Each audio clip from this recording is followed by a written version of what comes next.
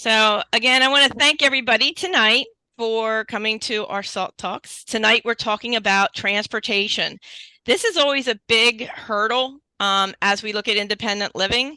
Individuals are getting jobs. They're leaving high school. The bus doesn't come anymore. They're leaving the high school. How are they going to get anywhere? You have medical appointments or maybe a job, maybe college. Maybe there's something in there.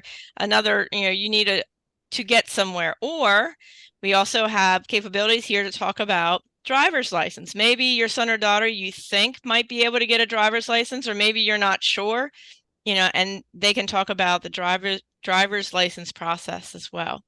So with that, I want to get started because we got a lot of speakers tonight and a lot of discussion. If you have a question, you can throw it in the chat box.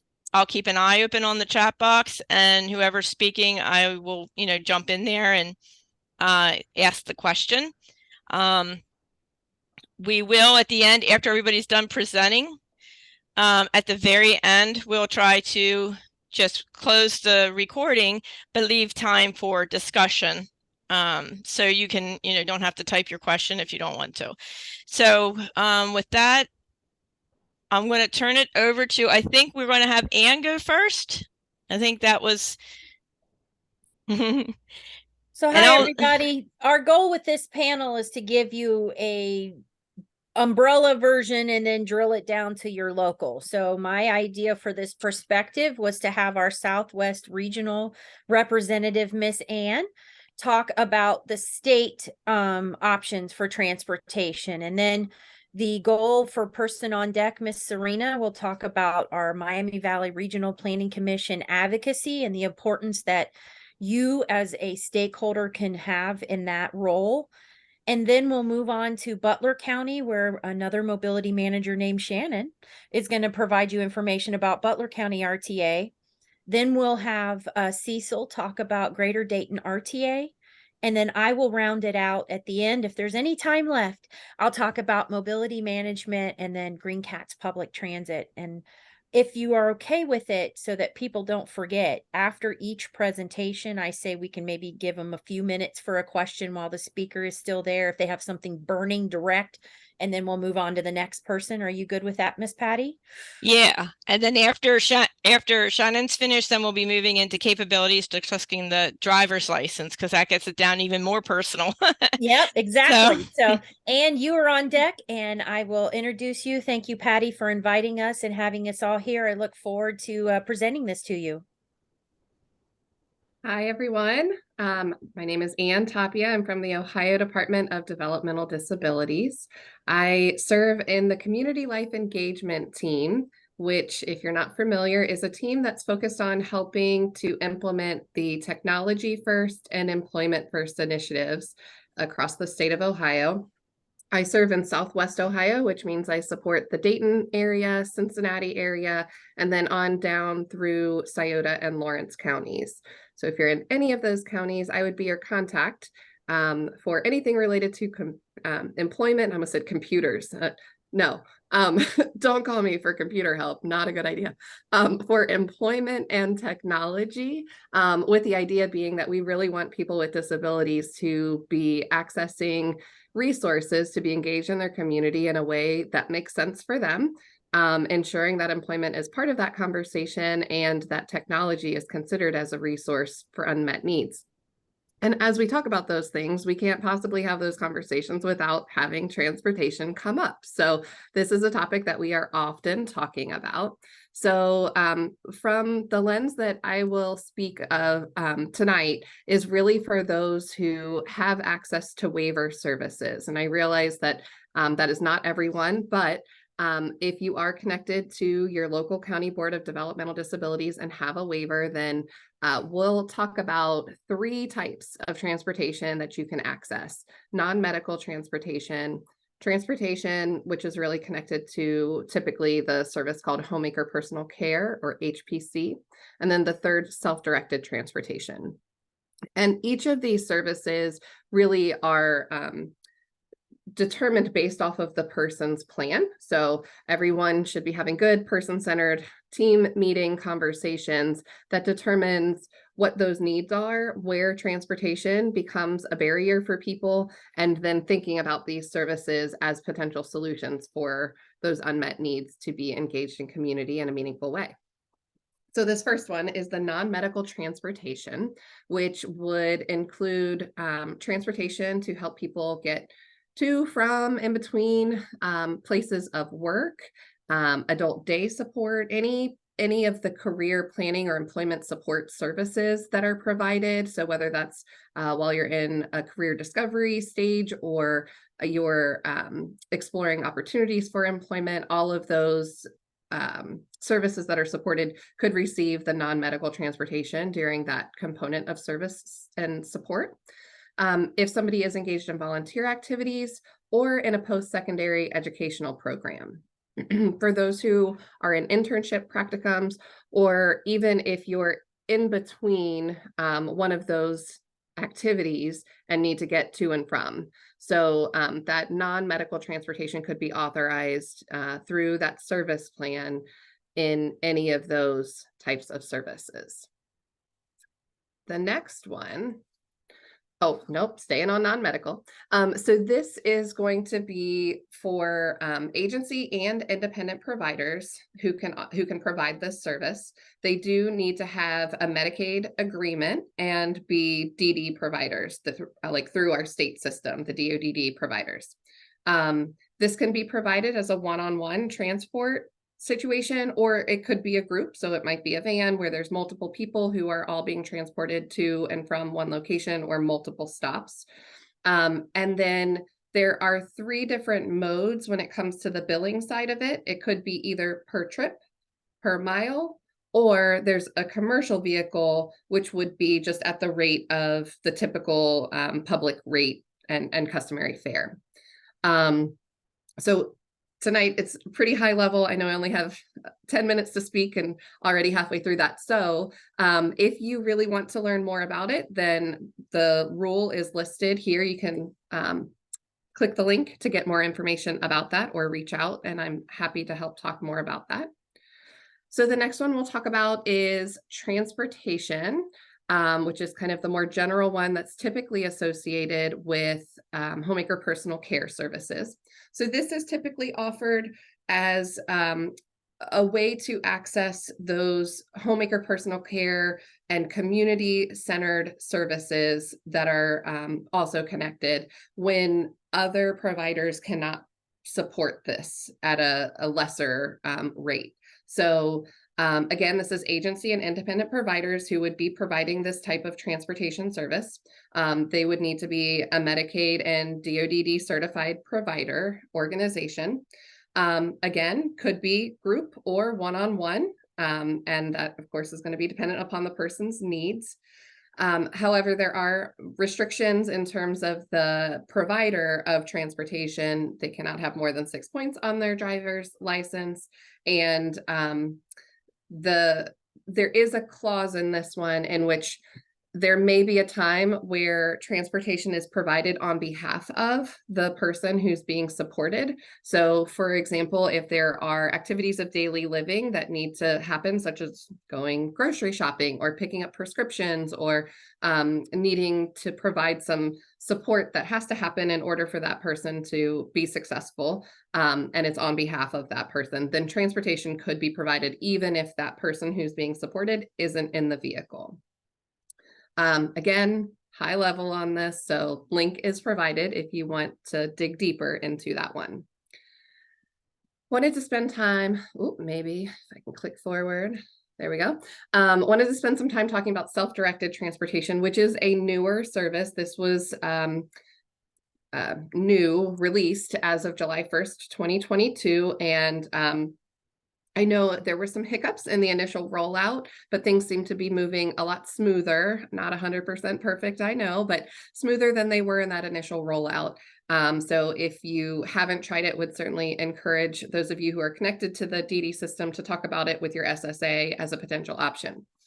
The intention with this is to really be more flexible and on demand for people, because we know that you can't always coordinate your life around transportation. So self-directed transportation allows for people to get access to the community in broader ways than some of the other transportation modes can offer. So this can include support through the prepaid vouchers, cards, or passes or tokens to be used for ground transportation, or it could be used as a per mile or per trip reimbursement to a person who is providing self-directed transportation. And to become a self-directed transportation provider, there is a process that people can go through, but it's intentionally simplified so that natural supports could be a self-directed provider. So for example, if somebody made a connection at work, somebody's on the same shift as them, they're going in generally the same area to get to work, that same that coworker could become a self-directed transportation provider and provide transportation to the person with a disability through their waiver services. So this is, I think I have another slide on it. No, I only did the one slide. So this is intended to be used in a variety of ways, either that natural support kind of relationship that gets set up. It could be an Uber or Lyft kind of scenario, utilizing that prepaid voucher system, or it could be the general ground transportation that is utilized in this. So again, the intention is that it's around the clock, it's weekends and holidays, and really can be more spontaneous and unscheduled for some of the things that people are engaged in everyday life. I did link again self-directed transportation on here. This is provided through an organization called GT Independence. So on this link, you'll also see another link to that organization, which kind of authorizes the and the provider transportation component of that. And so if you are interested in or you know someone who might be interested in becoming a self-directed transportation provider, there's a ton of information on how to go through that process through that link. So now moving to the next slide, I will open it up to questions. I have my contact information on here. Again, such a high level in such a short amount of time. But I do want to just encourage you to reach out if you have questions for me, or even if you just have questions that are geared toward DODD and you don't know who to take that to, I am more than happy to get you connected to other folks across the department if it's not me. So don't feel like it has to be just related to transportation. Please feel free to reach out to me, and I can drop my contact information in the chat as well. And there was one question. It says, do you have to have County Board of DD support to get transportation for someone with a disability for work or non-medical? So what I covered, yes. However, that is not all inclusive. I was really only taking the lens of what the DD system has to offer in terms of transportation. There are other services that could potentially be useful. I know some of them we'll cover this evening, but we don't have anybody from OOD on tonight, do we? No, we do not.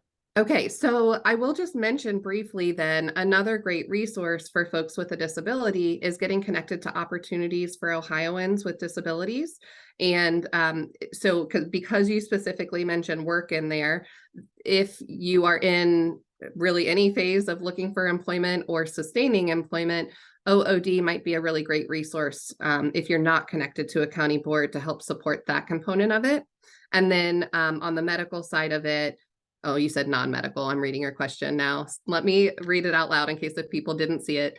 Michelle had asked, do you have to have County Board of Developmental Disability support to get transportation for someone with a disability for work or non-medical? So yes, for what I covered in terms of those 3 services that are authorized through the waiver, that would have to be connected with your County Board of Developmental Disability Services.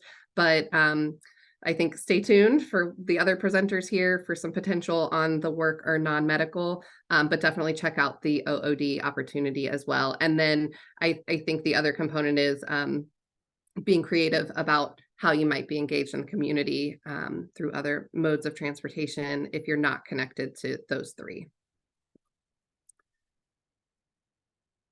Any other questions for me? And I'll stick around, so just in case if people think of something later, it's And okay. just for general GP, LISW is licensed something social work. What are you certified in, my dear? Oh, licensed. Yeah, LISW behind my name is a licensed independent social worker.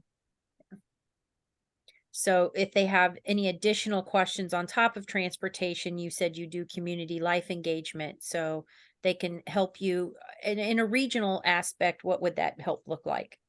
Yeah, so it's really pretty broad. The main areas that I help to initiate are employment focused conversations and technology focused conversations, and then being engaged in your community in a way that's meaningful for you. So that's a huge umbrella because I mean, almost everything we do is being engaged in the community. So we typically kind of have 5 buckets of topics that we're often talking about: employment, technology, transition from the children's system into the adult system. Those who are most significantly impacted, because a lot of times it's just a very different conversation when there's some profound or severe level of disability.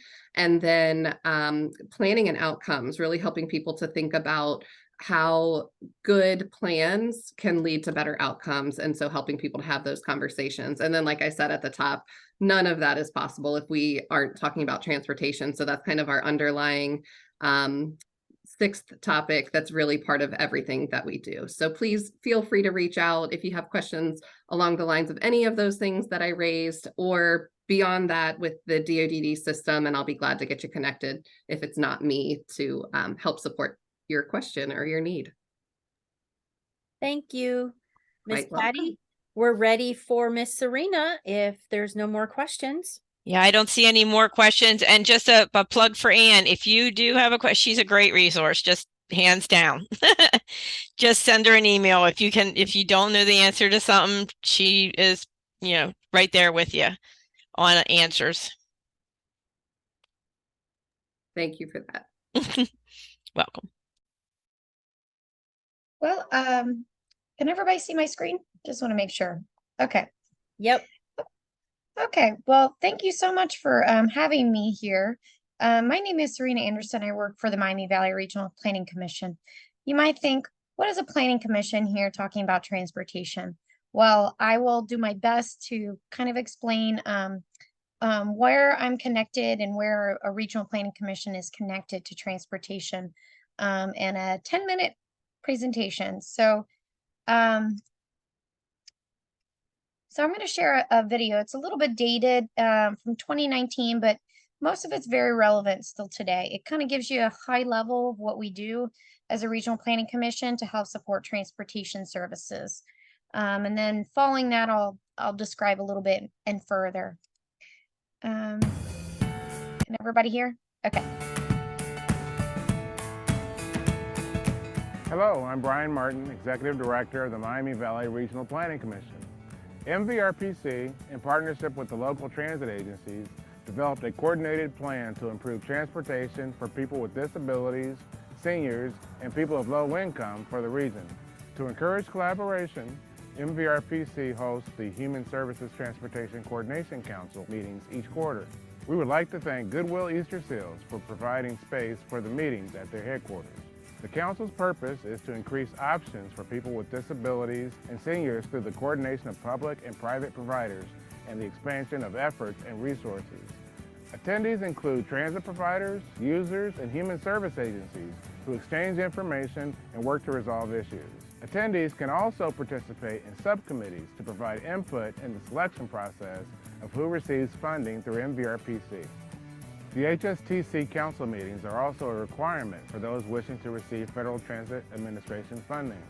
This funding allows for organizations like RT Industries, located here in Troy, Ohio, to purchase ADA-compliant vehicles for only 20% of its value. The vehicles are used to transport non-drivers, allowing them to stay engaged in the community by taking them to jobs, medical appointments, shopping, and recreation. MVRPC will be working on updating the Coordinated Transportation Plan. Okay, I'm going to stop there because this is old, so that coordinated transportation plan that they're mentioning is no longer existent. So I'm going to stop there, but I will say that this video is pretty accurate. The only inaccurate piece is that, as you've seen at the beginning, there was a map of 3 counties. Our planning effort is now an 8-county effort, so we've expanded beyond that. So, so you heard a little bit about where, where planning kind of fits into this. We have to have a plan in order to apply for this federal funding program that helps agencies across the region purchase vehicles and provide operations support, preventative maintenance, mobility management, and so forth. So this plan ultimately helps us decide how funding is spent for transportation across the region. So you'll see in this map here, we have 8 counties in our region. We have Miami, Montgomery, Greene, Clark, Champaign, Shelby, Darke, and Preble County that's covered in our plan. And our council involves participants from across those 8 counties. Ultimately, what this plan is a roadmap for removing transportation barriers in an 8-county region. And it's has a council, as shared in the video, who work together to try to remove barriers. And we do that through a funding program. So in 2024, we are in the coming year, we're going to be updating our plan. So let me go to the next slide here. And ultimately, this plan, as mentioned in the video, it helps decide how Federal Transit Administration money is spent. The funding is used to purchase things like you saw in the video, accessible vehicles, like that was awarded at RT Industries in Troy. But ultimately, this funding is designed to meet transportation needs of older adults and people with disabilities when transportation service provided is unavailable, insufficient, or inappropriate to meeting those needs. So we don't fund transit primarily. It's primarily the small nonprofits who are funded. A lot of agencies who receive Board of Developmental Disabilities funding for Medicaid waivers, as Anne had kind of highlighted a little bit earlier. Many of those providers receive funding. A lot of senior centers, a variety of different nonprofits who are throughout the region to try to solve transportation barriers.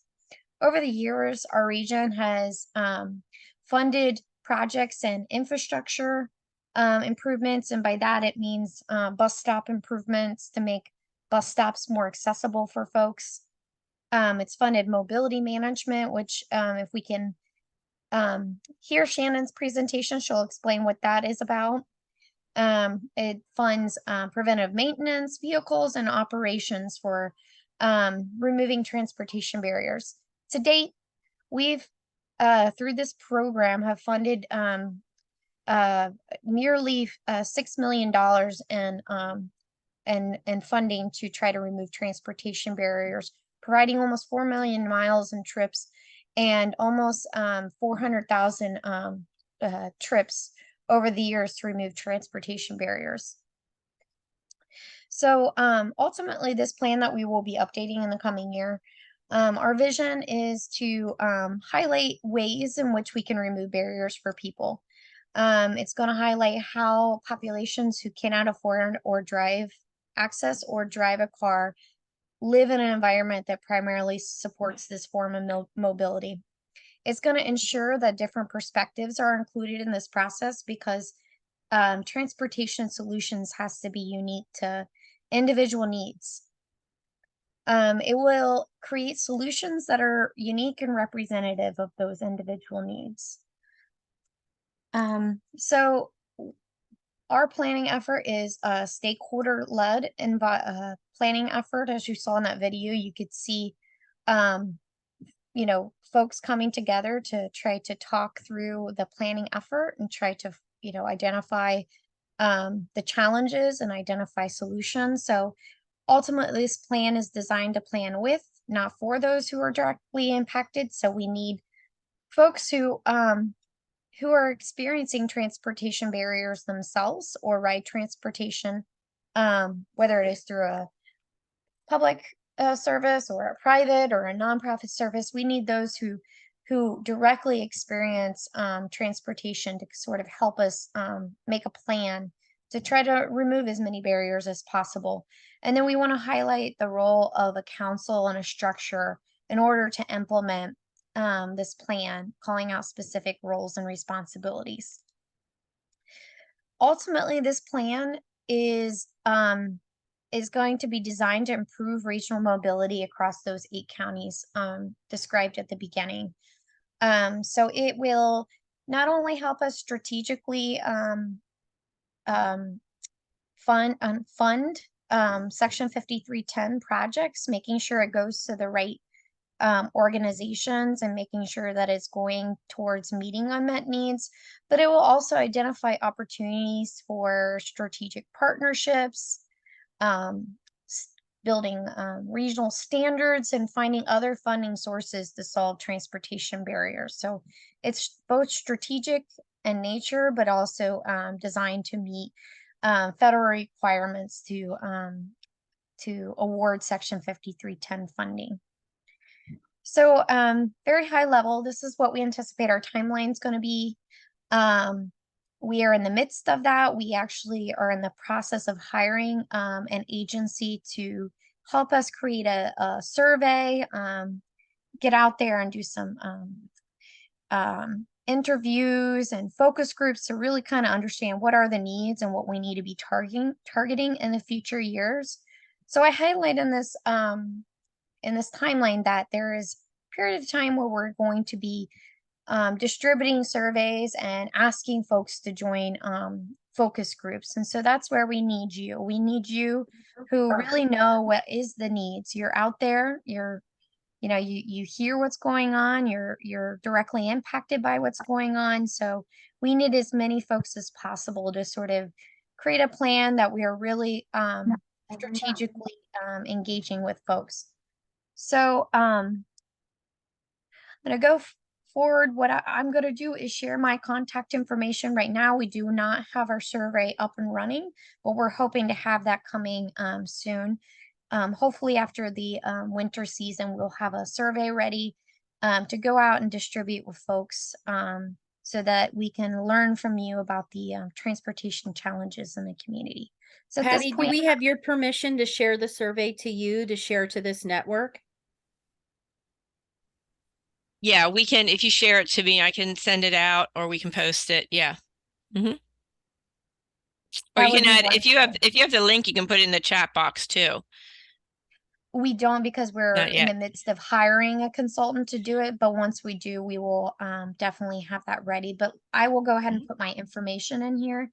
And then when we're ready for that survey to go out, we'll reach out to you, Patty, so that you can share with all the folks here at the meeting.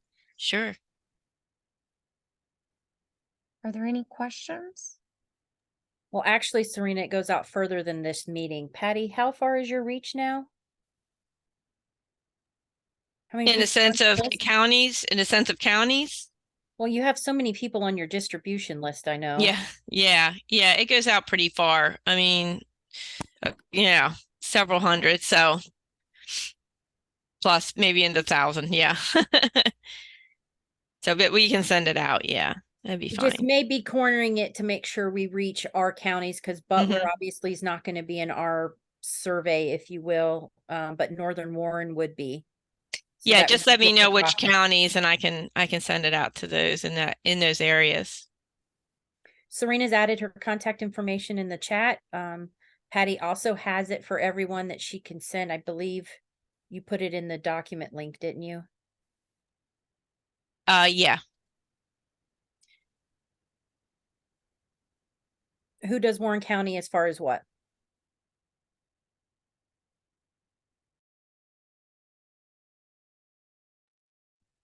I could say Warren County is not in our planning area, but Warren County would qualify for this funding program through the state. So they would not be ignored. Let's just say that. It's just not within my planning area.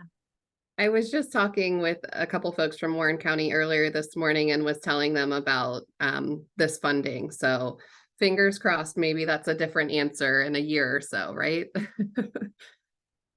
You were sharing this Section 5310 funding with folks. Yeah. In Warren County.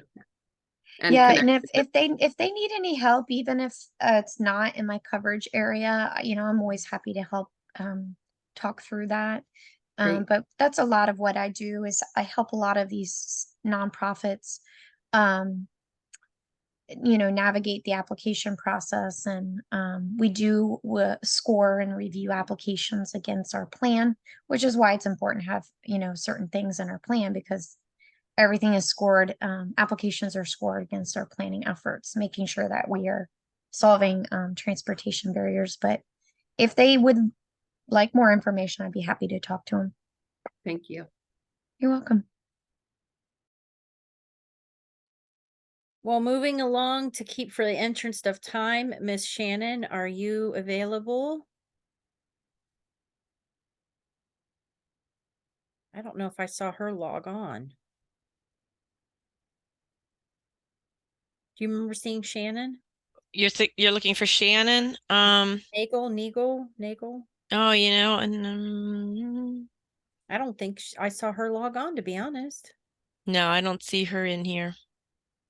Well, you got Butler County stuff. If she joins, we will add her to the mix. Cecil, you're on deck next.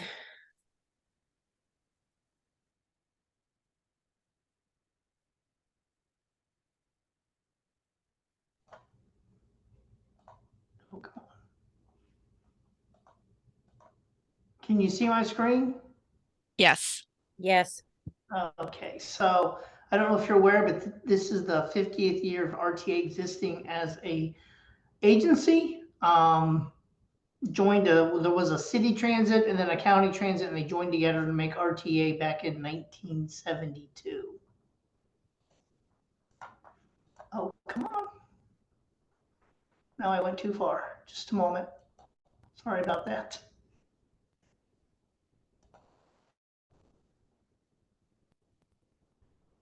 Getting used to the delay in this.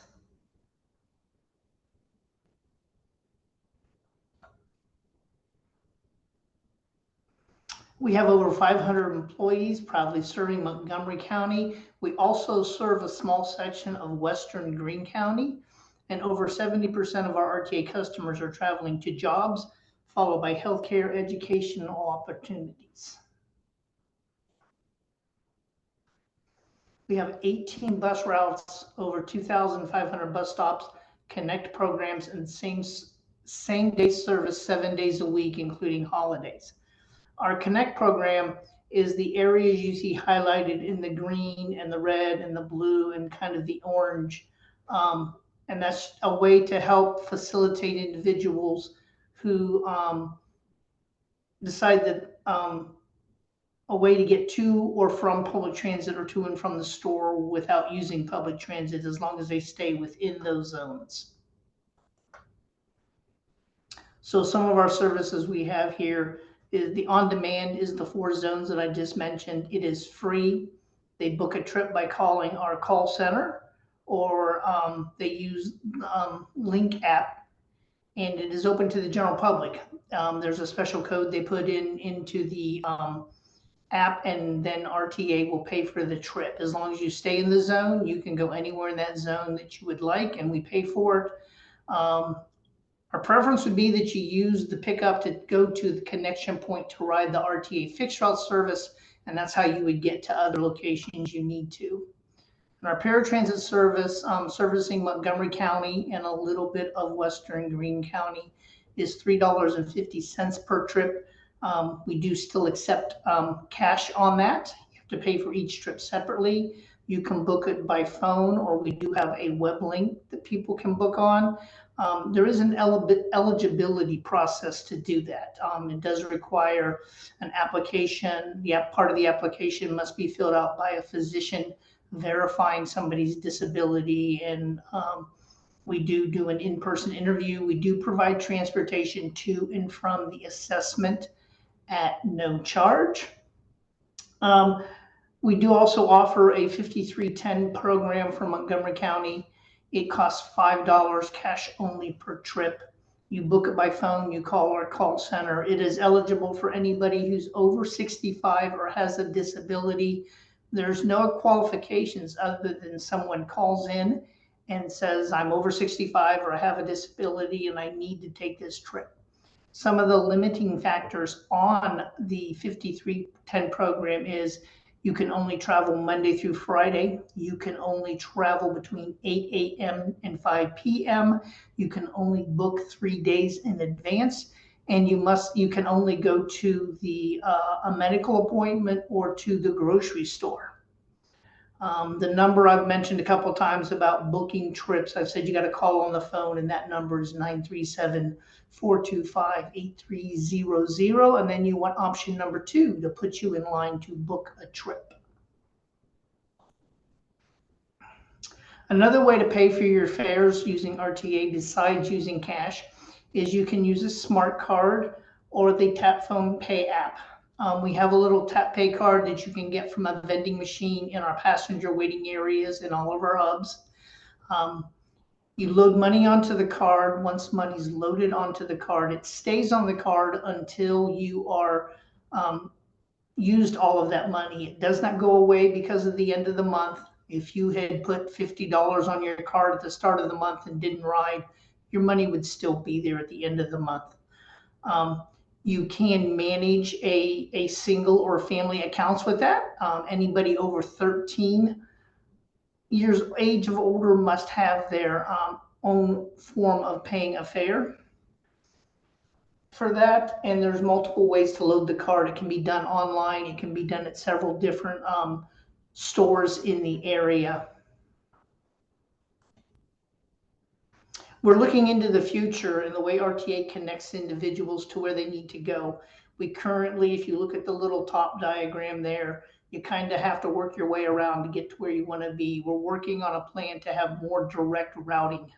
One of the ways we did that is earlier this year, we've added a north connector that just runs through the northern part of our service area between Vandalia and Huber Heights. It does not come downtown. People can get on it and they can ride east to west in the county.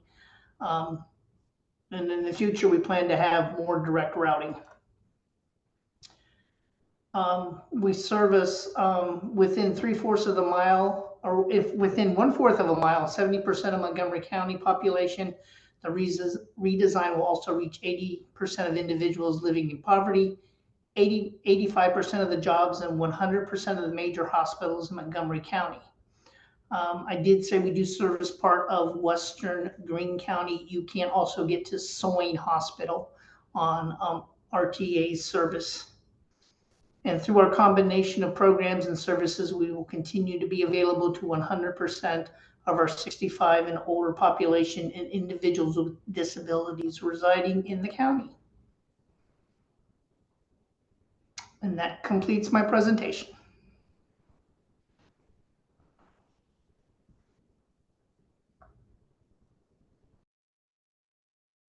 I don't see any questions at this point.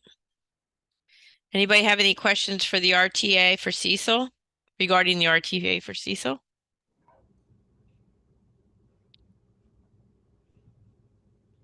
Okay, I don't see any more questions on that.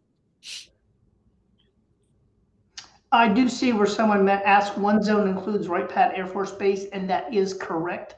That was me. I was adding that. Adding that. I push it that a doesn't lot like for that. you guys because that's a free service that sometimes people don't realize that they can connect at Wright State University and get onto Wright Pat. Okay, thanks, Shannon. I will promote you all the way. Now, Cecil, do you also do travel training, sir?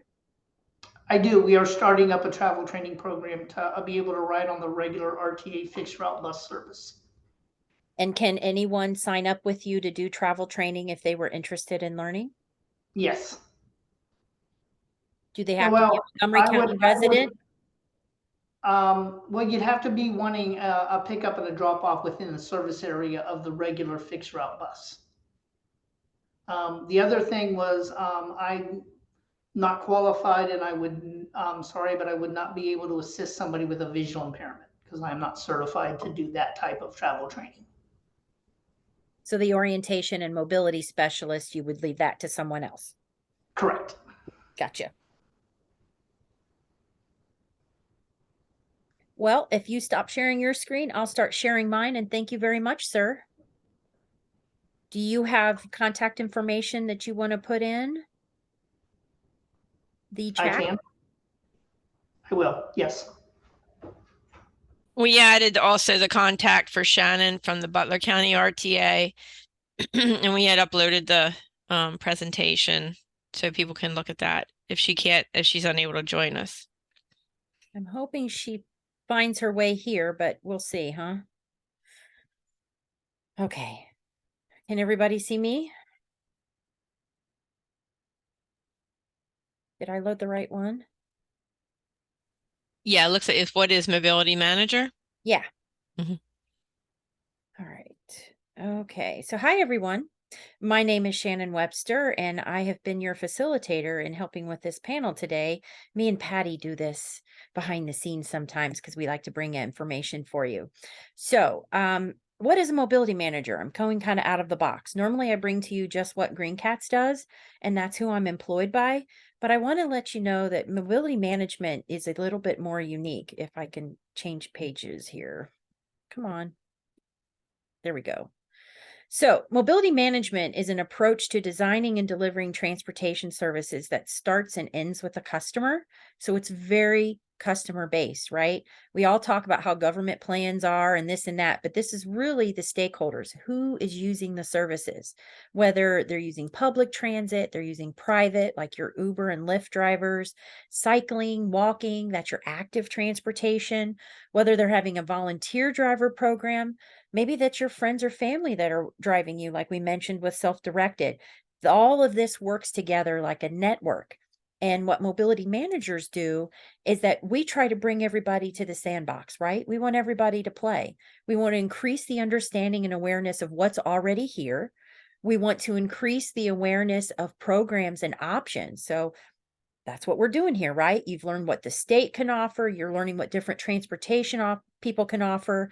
You're also learning about driving options that maybe you didn't know about before. And we're making sure that all of these considerations are included in our local and regional planning. That's why Serena's piece is so important because she's our advocate, right? If we put our hopes and dreams, our challenges, our barriers, everything into these plans, that's how we fund transportation challenge or solutions for the future, everything that's being a challenge now. And that's how we increase local capacity. However, we also do the assisting of needs. So that's why I asked Cecil about travel training, because that's an important piece of my job. I'll attend community meetings. So that's talking to Patty and people like her in the professional realm, or maybe decision makers to help them educate. So that's commissioners, that's lobbying to, state representatives. What is our transportation needs and resources? For me personally, it's Greene County, but then I also look regional, like Serena mentioned, in our 8-county region. And then I swipe Patty in and include some Butler and some other areas, right? So we're all about coordinating, right? It's how can we get people and move people? People don't just stay in Greene County. People are going across county. They're going across even regions, right? So then we establish and participate in these data collections. How are people moving? What are people doing? And we use the technology to help people access the information. So Patty's got a great Google Drive. That's how she's sharing information. I'm also producing marketing materials, doing websites, social media, and I'm even marketing at community events, right? So you can go to MiamiValleyRideFinder.org. I inherited that website. It's kind of static, but it gives you nonprofit and public choices that are available, even getting in and out of the county. Green Cats, like I mentioned, is my provider. So that's my bread and butter. I do Facebook and Twitter for them, right? And then Ohio Mobility Managers also has social media available that tells you information statewide. And you can find them on those 3 links. Miami Valley Ride Finder is unique because when it lists those public and nonprofit options, we don't own any vehicles. We don't schedule any rides. It's not a provider. It's really strictly the information online resource. But on the main page, you can start the location for trips, and choose a starting location from the drop-down menu, and then the ride type and the trip purpose. And you literally narrow down the database so that the search comes up to really what you're looking for. Then we've backlinked. So then you can go to the websites or directly call them based on that information that you get. It's truly a way for you to find resources. For us old people in the room, it's let your fingers do the walking, if you remember that term. So, it's that type of individual, right? So travel training is where I assist individuals in developing skills. I want them to be safe. I want them to feel that they can independently travel. And sometimes that includes a physical ability to safely navigate. So Cecil mentioned orientation and mobility specialists. Those are people that are specially trained to deal with certain disabilities and help that individual orient them to their environment. Travel training in my realm, while I'm not a specialist in that, I am a certified travel training instructor. I'm proud to say I've got a couple years under my belt. So with that being said, I'm going to tailor my travel training to the person's needs. I'm going to provide them some information and referral services, maybe to capabilities if driving and getting a driver's license is something that interests them. I'm going to let them know everything that's available in the transportation realm and then help maybe guide them, hold their hand in learning what those options are. And there's no cost to learn. I say I haven't lost anybody yet. So I got a pretty good track record after a decade. So another piece to this is not only learning what public transportation options are, but maybe you're walking and biking, and it's called first and last mile. It's how you connect to transit. And that's part of my pedestrian safe training. So I may teach street smarts. We'll define who a pedestrian is, where to walk, bike, or roll. What do traffic signs look like and safety signs? And then other type of active transportation options. And you see a picture here.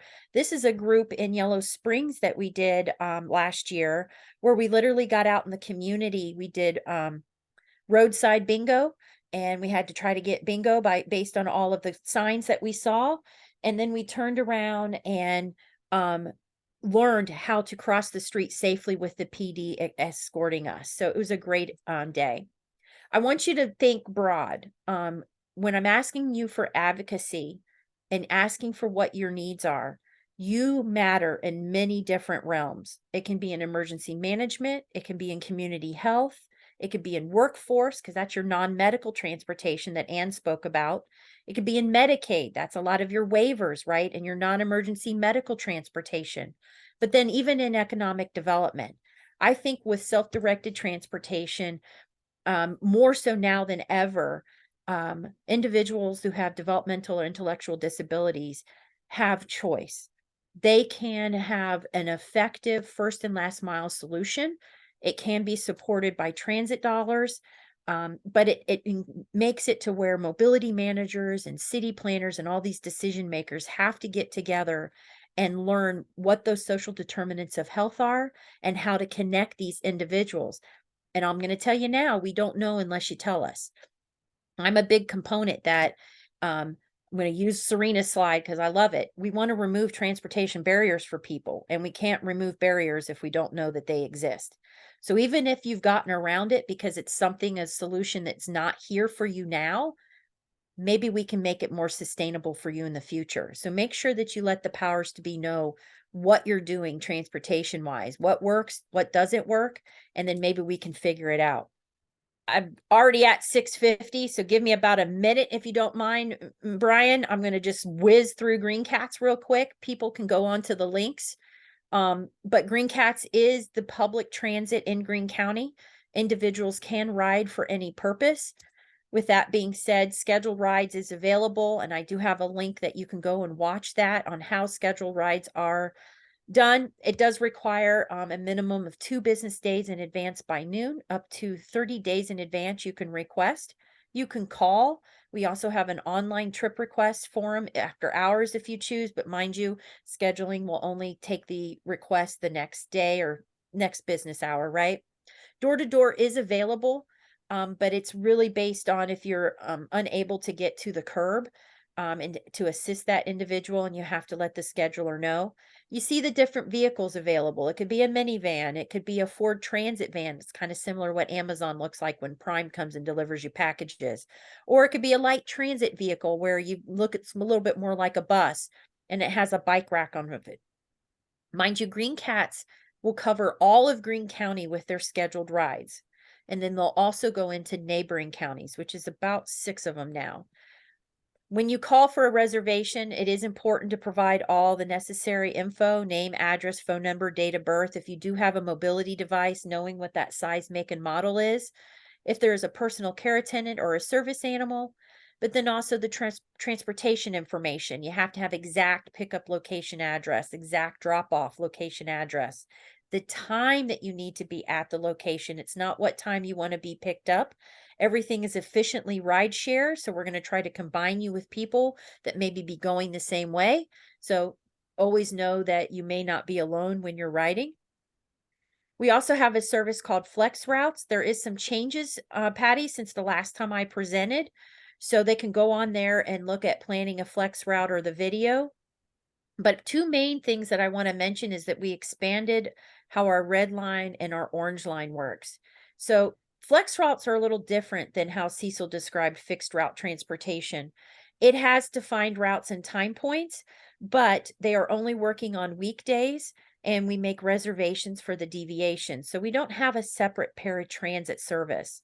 The picture in the right-hand column is one of our transfer locations with Greater Dayton RTA. They're at Wright State University, like I mentioned, which is also the same location for the zone that he was talking about. Here's the map that I was talking about. The orange line, the change that happened in July 1st, now arrives and leaves Xenia Town Square every 75 minutes if Shannon can get her brain to work. So if you see from Xenia Town Square, it'll go all the way to the Park Hills Plaza, which is in Fairborn and back. But an individual can leave Xenia Town Square, take the orange line, go to Park Hills Plaza, and then take the yellow line and come back. So we can now make a complete circle in Greene County between the orange and the yellow lines. The red line is a little bit of a stepchild. So all 4 of the lines that are in the county run 7 a.m. to approximately 5 p.m. versus the red line to keep an 8-hour schedule is a 6 to 10 a.m. and then again 1:30 to 5:30. So it's a little bit of a different animal. Money wise, you can look at fares, but we did raise those again on July 1st as well. So that's new information. $4 each way to be within the county and $8 to go out of county. Flex routes are a little different. We don't self-declare anymore. So full fare is $2. And if you are elderly or permanently disabled, you do have to apply for a half fare card, and then that will make it for $1. We've got service hours, notifications, all this stuff is added. We've got to where you can call ahead, same day service, as long as you're already scheduled or in our scheduling software. You can then also have that. We provide non-medical transportation as well as non-emergency medical transportation. So Green Cats does more than just public transportation. And that again is in a short time frame. Sorry if I went over a little bit, sir, Brian, but this is my contact information. I'm happy to talk to anybody offline. As you can see, I know some people, so don't feel like it's just about Greene County that I can help you with. I can provide information referral beyond that. And Miss Patty, I will bring it to you. And sadly, sorry, I'm 5 minutes over. Thank you, Shannon. Yeah, I know it's a lot of information. Let's see, where's as Brian's pulling up, he can go ahead. Brian, you can go ahead and pull up your information. There was a question out there before he gets started, just to be sure. Michelle wanted to know, do you provide travel training for folks who only live in Greene County? Are there travel training programs in other counties or select? And how old do you have to be to apply for travel training? So my travel training is a little different. You don't necessarily have to apply because I don't do paratransit, but I do go through an intake process and have people sign in a liability form. Yes, currently I serve the residents of Greene County. So it depends on which county you reside in that maybe I can find a mobility manager for you. There are mobility managers currently in 70 of the 88 counties. So we're getting there. We're almost covering all of Ohio, but if not, like Serena, who is a regional planning commission planner, she may be able to fill in the gaps like a transit planner when we may not have a mobility manager for the county. So feel free to leave Patty what county you're in, or if you want some more information on that, or send me an email and I'd be happy to forward you anything that you need. All right. Thank you, Shannon. And she said it was in Warren. So we're going to go ahead and let Brian, and you can answer that if you want in the chat box, Shannon, and we'll go ahead and let Brian get started. Can everyone see my PowerPoint okay? Mm-hmm. All right, Yes. very good. Thank Shannon, you. wonderful. Thank you, Shannon. Shannon, Patty, thanks for having us. Capabilities is glad to be here today and talk a little bit about the services that we provide. While I'm talking specifically about the driving education services we provide, I did want to give a 30-second history lesson on capabilities. Capabilities, for those of you who don't know, was created by our owner, Karen Bloomhorst, in 1997. Karen was a special education teacher in the public school setting, particularly in high school, and was just really I don't know if frustrated is the right word, but most of the students she was working with when they graduated high school, going to the county workshop was really all that was available at that particular time. And Karen really just believed that many of her students, given the right resources, the right supports, the right coaching, the right advocacy, could work very successfully in the community, be active community members. So she started Capabilities literally from her living room with that in mind in 1997. Here we are over 25 years later, and Capabilities employs over 200 employees. When Capabilities began, within the first 3 years, they found one of the biggest barriers to employment was transportation. That's probably a surprise for everyone on the call, right? They realized one of the biggest barriers was, in fact, transportation. So naturally, if you knew our owners, they had decided to, of course, open a driving school and started a driving school in 2003, designed to specifically work with individuals with disabilities to get their driver's license. Started with 2 driving instructors and about 2002, and today we have 33 driving instructors company-wide. So just really proud that we've been able to provide this needed service to the individuals that we work with in Ohio. The driver's education world is a world that has a lot of moving parts. I always like to tell folks there are a lot of if-thens when determining what services are necessary, what requirements are necessary for one to get their driver's license. So I was only allotted a certain amount of time. So again, I'm going to try to give a pretty high-level overview. The individuals that we work with, we really work from 3 realms.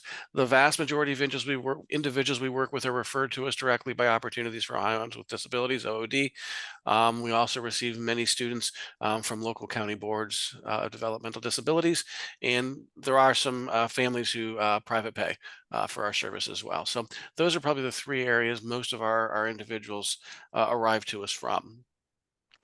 So let me go, my PowerPoint's freezing, come on. There we go.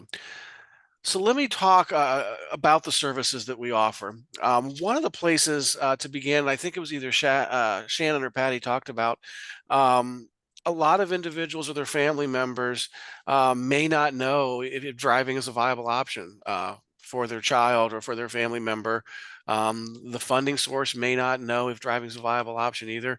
So one of the first places families and funding sources often start with is just as a driving assessment. Driving assessment is designed to do 2 things.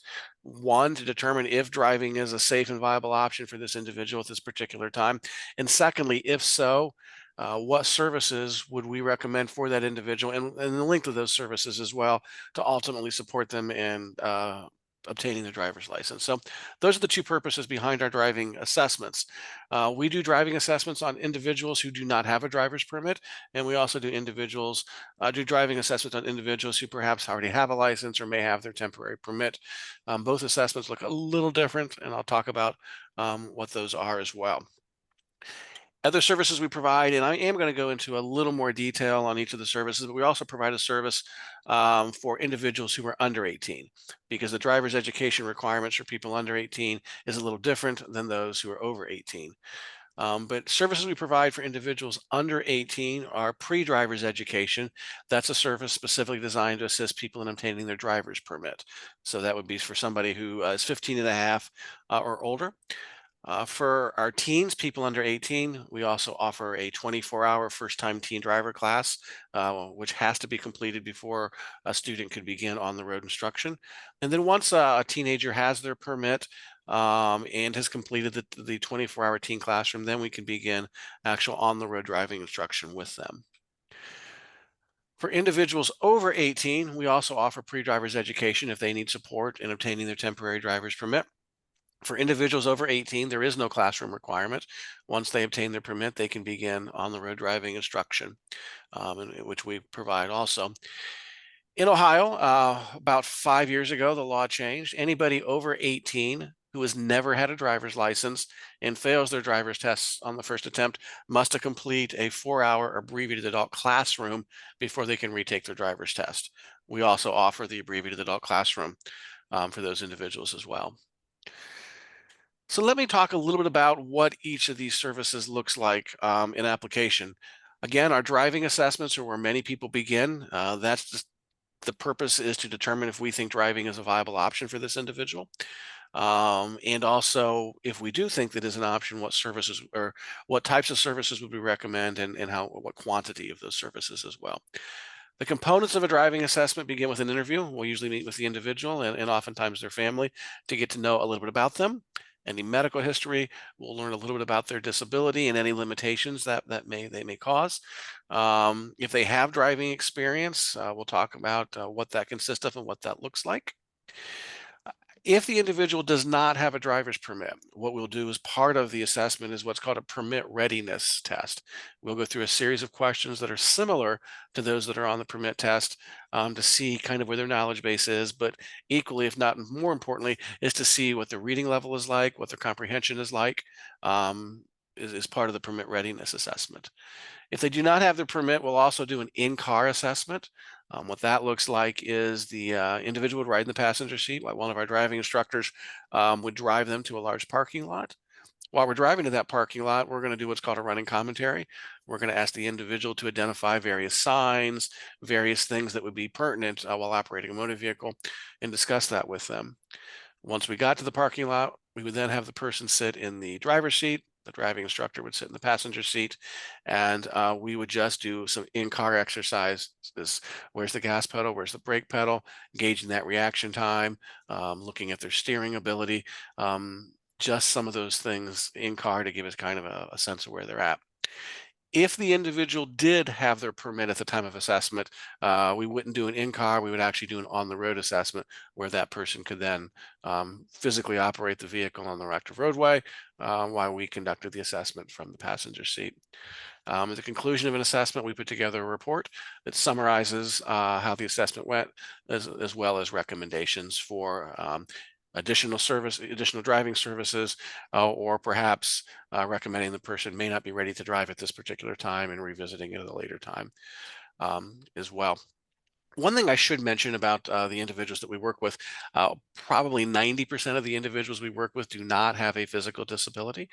We're working with individuals who perhaps have a learning disability, an intellectual impairment, perhaps they're on the spectrum. Again, those are probably 90% of the individuals we work with. However, probably 10% of the individuals we work with have a physical disability that requires adaptive equipment. All of our driving instructors have a disability endorsement on their driving instructor license that allows them to provide adaptive equipment to individuals who perhaps need that type of service as well. I mentioned pre-driver's ed. Pre-driver's education, again, is a service specifically designed to help people obtain their driver's permit. That will consist of studying, tutoring, perhaps on-the-road observation with the individual, but we offer that both in person and virtually. What that looks like is one of our staff would go to the student's home, pick them up, and in most cases would go to a library where they would meet to, again, review the questions, explain the questions, practice taking practice tests. We do also offer that virtually for through Google Meets, if that's the need the person served would benefit from better. Once we believe the person was ready to take their permit test, in most cases, we will take them to the BMV. They'll take their permit test and hopefully pass. And if they do, at that time, they'll be issued a driver's permit. One thing to know is, gosh, a little over a year ago, the state of Ohio does now allow the actual driver's permit test to be done online without going to the BMV. For a number of our students, the BMV can be kind of a chaotic environment. How can I say this politically correct? There's no one from the BMV on the call, right? Some BMVs are a little more user-friendly than others. I'm just going to leave it at that. So some of our students benefit from coming to a quiet conference room and taking their permit test online. It just depends on each student when we make the determination whether we're going to take them to the BMV to take the permit test or whether they're actually going to do it online. For our students under 18, before you can begin driver's education, in addition to having your driver's permit, you have to complete a 24-hour first-time teen class. We offer that in two platforms. The first one is an online self-paced platform that we provide. So the student from his or her home or school would log on to their account and just go through the various modules of the 24-hour classroom. We do also offer a live virtual instructor-led 24-hour classroom through Zoom. So depending on the need of each person served, we offer the online version or the live self-paced. I would just tell you the vast majority of our students go through the live instructor Zoom platform, but both options are available. Once a student has, if they're under 18 and have received their permit and completed the 24-hour class, they can then begin actual on-the-road driving instruction with one of our driving instructors. Again, if somebody's over 18, they just need their permit and then they can begin on-the-road driving instruction. Again, all of our driving instructors are licensed driving instructors by the Ohio Department of Public Safety, but in addition, we have our instructors go through additional training to receive what's called a disability endorsement on their driving instructor license. They've received additional training in working with individuals with disabilities to provide driving instruction. And again, that also gives them the ability to do driving assessments and adaptive equipment instruction as well. Generally, how our on-the-road instruction works, a driving instructor in most cases would go to the student's residence, pick them up. Each lesson lasts about 2 hours. At the end of the 2 hours, the driving instructor would then have the student return to their home. And we drive with students until such time as the driving instructor believes the student is both safe and ready to take their actual driver's test. In that case, we'll take them to the BMV. In most cases, they'll use our vehicle and take their driver's test and hopefully pass and obtain their driver's license. Again, in Ohio, if you're over 18 and you fail your driver's test on the first attempt, before you can retest, you have to complete a 4-hour classroom. We offer that. We offer it both virtually, just as we do the teen class, and we also offer an online version as well, depending on the need of each student. Once someone has completed the 4-hour abbreviated adult classroom, they can then drive with a licensed driver for 24 hours, or they can drive with a driving instructor for 4 hours to complete the entire abbreviated adult protocol, and then they can go take their driver's test again. I'm often asked, well, what happens if they fail a second time? If they were to fail a second time, there's no requirement that they complete the abbreviated adult protocol. Again, it's just a one-time thing that follows that.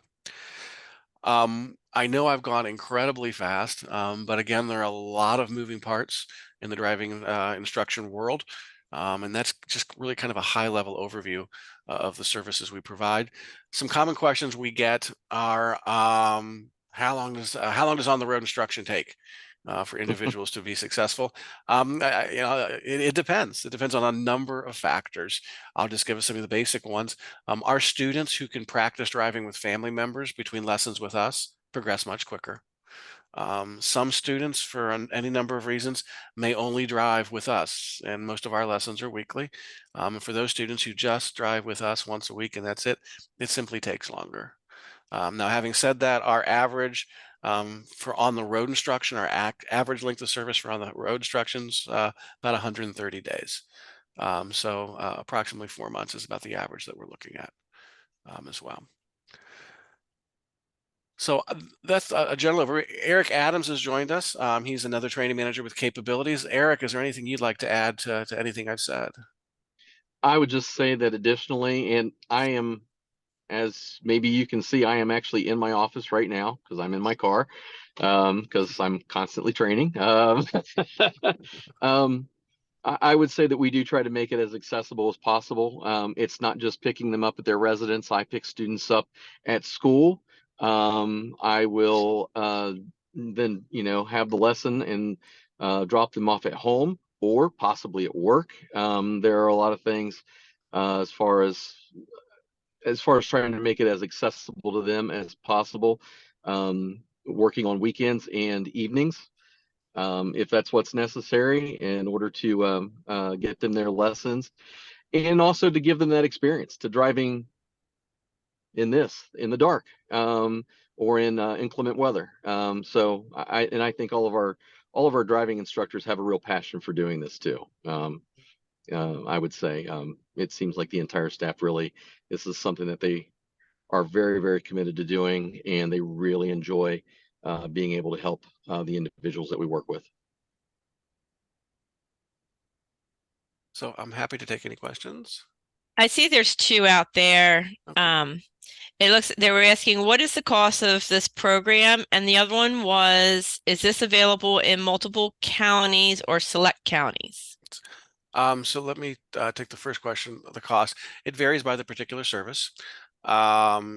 Pre-driver's education, that's the service designed to help people get their permit. I believe our rate is $80 an hour. Driving assessment is a flat fee of $425 an hour. Our behind the wheel instruction is $99 per hour. Our teen classroom is a flat rate of $150. And our abbreviated adult classroom is a flat rate of $100. We are in, I knew I was going to be asked that, so I grabbed my map. We cover, I think, all counties in southwestern Ohio. Yes, we do. We're in yeah. all of Southwest. I myself, I'm in Hamilton County, Butler County, and Warren County. Actually, I do have one in Claremont County as well. But we have I think there are roughly 7 or 8 instructors that are sort of doing the Cincinnati, Dayton area and thereabouts. Sure. We're in Greene County, Clark County, as well. So yeah, I don't think there's any county in this region that we don't have a presence in. Yeah. And I think the other question regarding funding, and I was getting ready to ask that, and there was a question out there too. Is it paid for by OOD or DD or out of pocket? I mean, is there, Yes. what waivers, funding, anything? Yeah, so when OOD refers an individual to us, OOD funds the service. Those counties that we have contracts with will fund the service. For the county boards that we work with, as I understand it, only a self waiver covers this, or local funding covers this as well. And we do have some families who pay for our services directly. The rates are not any different. The rates remain the same regardless of which entity has come to us. Thank you for the nice comment, Anne. I'm only like 90% I'm accurate, so there's a 10% I might not be accurate, but I'm in the ballpark. You still finished early, even though you got into it late. So thank you. You did awesome. I appreciate it. You gave me the extra time. Thank you so much, Brian. My pleasure. We're all a team here. We're all working for the same thing, I think. So does anybody else have any questions for Brian or for anybody else on this in this panel or session? And I did paste my contact information in the chat. I'm sorry, but my doggy just woke up, and if I don't take her outside, she will go inside. So I'm going to have to leave you guys for right now. Feel free, Patty, to send me any information, but I've got to take a doggy out. So I'm going to leave the thing on here, but I am not on the keys, just FYI. Okay. I think one of the things I wanted to point out too with everybody, our son went through the driver's ed through OOD. We did the driver's ed because he was getting a job and everything.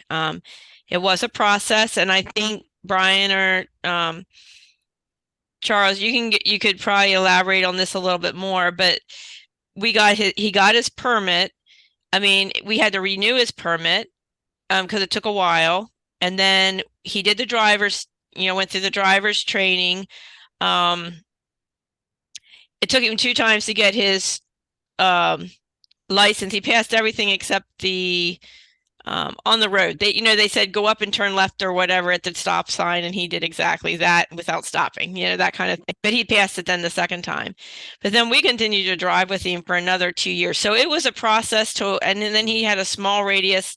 And as he got more experience, it grew. It's not like a 50-mile radius or anything. We're probably at 10 or 12-mile radius.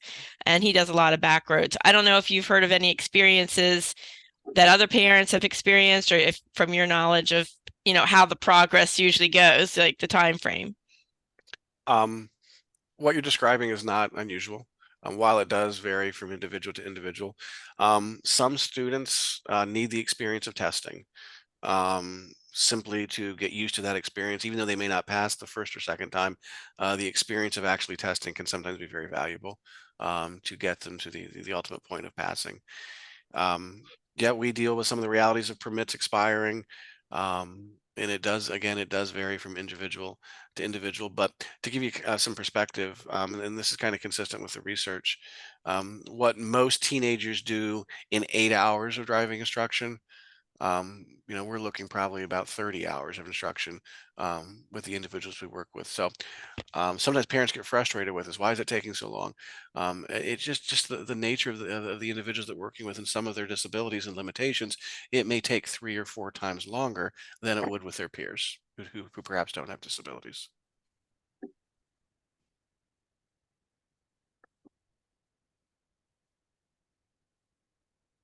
Let me take myself off mute. Let me see. Anne wanted to add, I have one more thing I wanted to mention and share out. We can make sure capability questions are fully fielded, though. Changing subject slightly. Yeah, I just want to make sure I'm not interrupting any other questions that. Oh, sorry. That was No, that was fine. Anybody have any other questions to Brian or Eric before I jump in with one more resource I thought of? I just want to say hi to Beasley. I know, sweet bee. Yes. Well, thank you, everyone. We appreciate it very much. And Anne, yeah, what did Anne for you? Go ahead. Let me screen share again. Shannon is familiar with this resource that is being added. So it's a resource that's in existence at the moment. And I'll drop this link in the chat here in just a second, but I wanted to show you what it looks like to get to it. When you first get there, there's a video that you'll see. And then the actual PDF is right beneath it. So you'll click right there. And the Ohio Department of Transportation and Mobility Management in particular is being added to this document. That my computer is very slowly loading. Sorry. I was hoping if I spoke slowly enough and stumbled over my words, it would be here by the time I was done. Here we go. Okay. So this agency navigation tool is really developed to help people in the transition process to think about all the players who are involved on their team. And it occurred to us at the state level that we really talk about transportation in this all the time. We need to include transportation among the list of providers that are included on this document. So you don't see it here yet, but underneath the Ohio Department of Job and Family Services will include the Ohio Department of Transportation, and will include information about mobility management and Shannon's team. It's just not yet posted yet. I was chatting with Shannon that we thought maybe the updated version would get posted by tonight, and it doesn't look like that got done yet. So I'm going to drop the link and just encourage you to come back to this page. I don't know, maybe tomorrow, maybe a week, not sure when, but do check it out. It's a great resource just in general, because all of these state agencies are probably part of your transition conversations anyway. And it breaks down each of the state agencies, how you're eligible, who they are, what they have to offer, and then some helpful resources on each one. So I just wanted to make sure that you knew that transportation would be added to that document as another helpful part of this conversation in your discussions about transition and how you're engaging in community. That's great. I mean, that's great information, Anne. I mean, I always call this kind of stuff midnight reading, when it gets quiet and then you can kind of sort through it and think your way through, because it is a lot of information. And then there's scenarios like something we ran into. So our son gets a driver's license. And and maybe it's snowing out, or something, and he's not good on icy roads or snowy roads. You need to make sure you have, besides you, I mean, especially if they're living independently, what's their options? What's another option to get to work? You have to think about different scenarios that may come up. I mean, so they don't have to call off every time it snows. I mean, there was one family that we ran into over the course of the years. Their son, he drove himself to work every day, but I'm trying to think, it was November or December to January, February, whatever the winter months was, there was 3 months, they just set up public transportation or a taxi. They just didn't even play with it. They just said, okay, your car goes in the garage at this point, and then from here to this month, we set up a taxi or public transportation to work, to and from work. And then when the weather broke, then he was able to drive again. So that's only one scenario that parents have done. I don't know if anybody else has any other situations you want to add to that, but something just to think about us as parents, not one, just a driver's license, just a bus, whatever. Not everything fits just one scenario. There might be different options you might have to think about. And Patty, that's kind of part of the mobility management piece too, is how efficiently can you realize or use all of your resources? So let's say you do have a $200 budget. That's only going to go so far with Uber and Lyft, right? Because those rides will tick off. That may only last you a week. But if you use it in a combined forum of using public transit when those hours are available, and maybe then using Uber or Lyft when transit's not available in the evenings or weekends, then you're maximizing all of your benefits. And that's kind of what that travel training piece that I do when I come and take on individuals who have DD or ID, any individual that comes to me, really. Ann will tell you I'm kind of all over the place. It can be at times, but I'm focusing on the individual of what can I maximize? What are all their resources that are available to them? And then based on their trip purposes and what they want out of life, right? They're in community life engagement. How can we get them there? So stop. You're trying to push buttons. Stop it. Okay. So that's my piece to it. And I'm wrestling a dog. So thank you very much for tonight. I appreciate everyone. I'll let you see B again. She's licking on me and loving. Everybody wants to see you. She is going to be officially a therapy animal. She is 12 weeks old. My therapist is already going to give me a letter, and then I am going to train her as a service animal. So you never know. You might see her next year. She may not be as chewy, but you may see her again. Say bye. All fine. Well, thank you for all that information too. Let's see, there was a question. My brother has DD but was unable to get services with the County Board of DD. Just to make sure I'm understanding this properly, OOD is the best route to help with transportation supports when finding a job as well, with a question mark. It might be. It is worth trying. I think that's certainly, if he's looking for employment, OOD would definitely be a good resource for him regardless. I wouldn't rule out the county board altogether. I don't know what county you're in, although maybe I do. I think you said Warren earlier. Yeah. Yeah. Okay. You might want to just check and have a conversation, even though he wasn't eligible for, Clinton. Okay. He's in Clinton. Okay. That if he wasn't eligible for services, that maybe they might be able to get connected to some local funds or to the COG, Council on Governance, I'm sorry, for some funds that might be able to be helpful as like a gap filler. So I wouldn't rule out the county board altogether.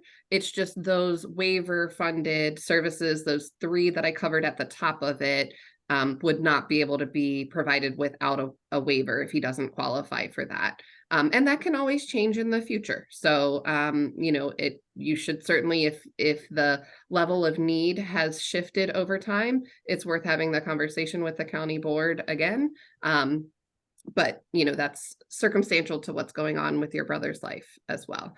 And in the meantime, if it's specific to a job, I think OOD, Opportunities for Ohioans with Disabilities, would be a great resource to explore. And then I'm happy to brainstorm with you just to see if there are other entities that would make sense, depending on age and other factors within Clinton County. If there's some additional resources, I can talk through who else might be a good person to talk about, just exploring all the different avenues that might be available. Yeah, Clinton, just to FYI, give you some historical, they had a good synergy before the pandemic to bring mobility management services in. They had a coordinated plan, kind of fell apart. They were going to revamp it with the public transit system. Clinton or Wilmington Transit was also talking about going countywide versus just operating just in the city. So there's been a lot of, thanks to COVID, things that were synergy going forward kind of got crumbled down. So be patient. Please reach out to us. We might be able to connect you to people that are doing similar jobs right now, but maybe not exactly the jobs that we're talking about. So a mobility manager may be a mobility manager, but it could be a mobility specialist. It could be a travel train. They can have all these different types of titles. And Anne can might maybe relate to somebody that's in Warren or Clinton County to assist you in those services for you. Thank you for that, Shannon and Anne. I think it's always individuals. We always have different scenarios, different situations, and just you had mentioned, I believe, Anne, about the services.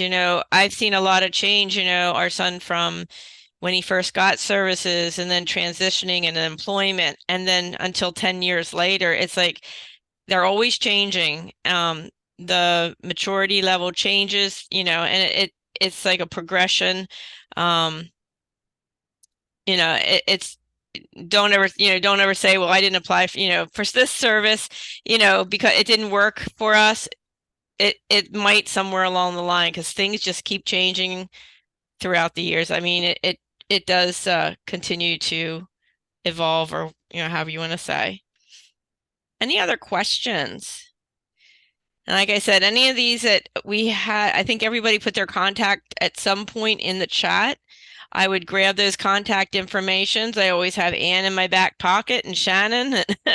Any of these, have them in their back pocket to pick their brain, because as you come across these situations, or when you're ready to look at transportation, you have someone to reach out to. And if you lose it, I'm always around. Feel free to reach out to me too.